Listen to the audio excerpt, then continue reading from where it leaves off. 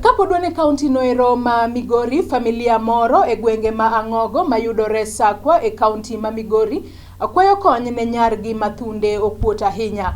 Wachore ni nyathino Vera Anyango ma jahigni 14 thunde nochako kuot ahinya e seche manodonje adolescent stage. Gino mamiyo ok onyal dhi mbele kod sombe e yo makare kaluwore ni jopuonjre kaachiel kod jopuonje moko nyiere ahinya. Nonro manotim e ute thieth mag Aga Khan kod Tenwek nogolo ayanga ni en kod tumor e thunde ma koracham, to nikech nok mar omenda pok obedo kod nyalo mar dhi e bero.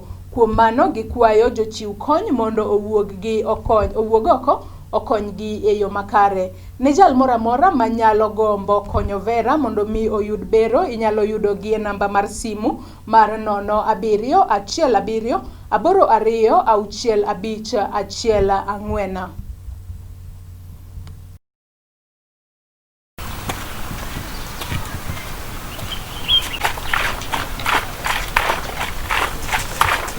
Matiti yangu yalianza tu kuja polepole, lakini vile wiki ziliendelea kusonga mbele, matiti yangu pia yaliendelea kusonga, yakawa yanakuwa tu makubwa kila wiki. Sasa tulijaribu na mamangu, vile tulienda hospitali Rongo, tukaambiwa tuende Homa Bay. Tulifika Homa Bay na madaktari walinipima, wakatuambia tuende katika hospitali ambayo inaitwa Oasis Hospital. Vile tulienda wakatuambia ati turudi tena Homa Bay watufanyie x-ray. Vile nilipelekwa kwa x-ray, hakuna kitu yenye walipata, lakini titi langu la upande wa kushoto walipata kitu kama kimekuwa hapo ndani, humo ndani. Sasa hiyo kitu walisema ndio inanisumbua, wakasema hormones zangu ziko juu, zinafaa zirudishwe chini. Vile nilikuwa naenda shule, marafiki zangu walikuwa wananicheka wakinisengenya ati niko na mimba. Mara mimi ni mtoto mdogo lakini niko na matiti makubwa. Na walimu vile walisikia wakaita mamangu, wakamuuliza, wakasema mimi sina mimba, ni matiti tu. Sasa hao walimu walininunulia sidiria 2.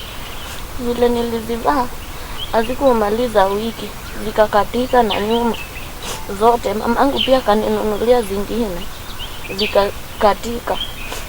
Sasa hata nikiwa nyumbani, wanafunzi wenzangu ambao walikuwa wananitembelea walikuwa wananiona, na wakirudi kwao wanaanza kusema eti niko na mimba.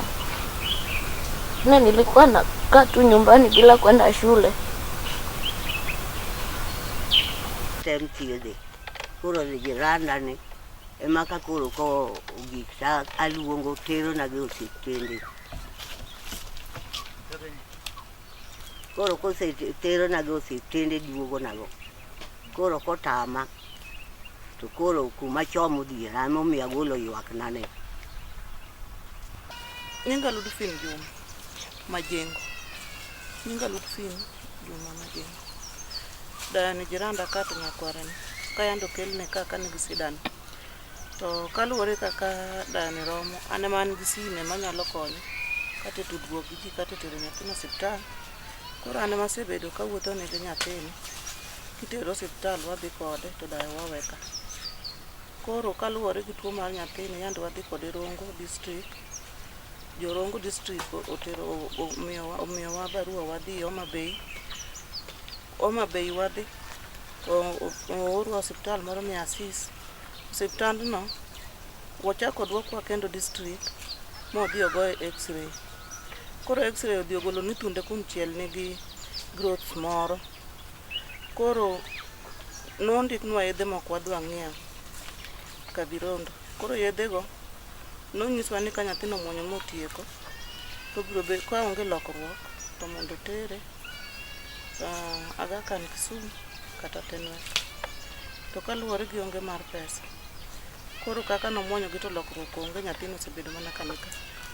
koro beda piny onge osiptal mosetere nikech pesa manyalo tere teno kata mana ga kan onge, koro waweya to kaluwore gi covid be koro kama wachak go bende wakia, pesa bende onge, koro wagik mana gi kanyo.